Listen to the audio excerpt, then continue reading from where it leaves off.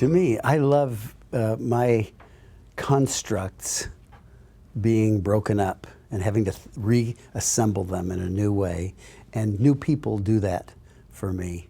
I had the privilege of interviewing Condi Rice for an hour on stage, and she's quite an intimidating person. She is brilliant and has had so much experience. She was kind of at every event during a long period of time.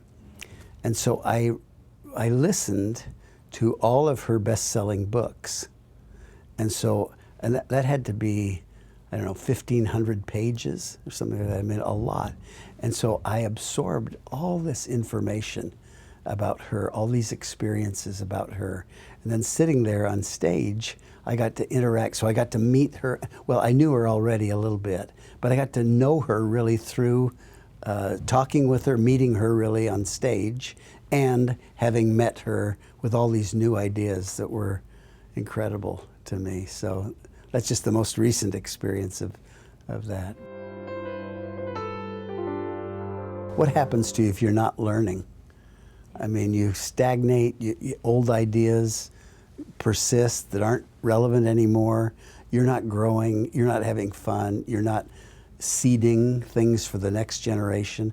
I mean, to me, the most exciting thing is to learn something new and to meet new people. I mean, it's just, that's life. If you're not doing that, you might as well be 6 feet under. So since we were just talking about Condi and reading these books, I learned that her mother was Willie Mays' teacher. You know, baseball great Willie Mays. A five-tool, what they call a five-tool player. But I mean, that's a little factoid. But so it's interesting. I was reading Andrew Roberts' book on Churchill. So he's written the 1093rd biography on Winston Churchill, and it's about this thick. It's really great. I mean, and he had access to a whole bunch of documentation that had never before been found.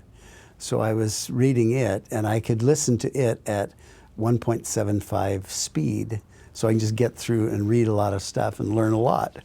But then I got to these books about that Condi had written, and she was reading it. And she has such a beautiful, mellifluous voice with such wonderful elocution that listening to her at 175, I couldn't do it. So I had to turn her back to real time. But no, I just, to me, learning about history, and part of learning about history is you're able vicariously to live a lot of lives, to go through a lot of thorny situations and see how other people handled them, so that when you get a similar situation, you can either handle it better or you don't feel so bad. You know, I mean, a lot of times you see somebody else has had a tough experience, and so yours isn't so tough, and you can get through it.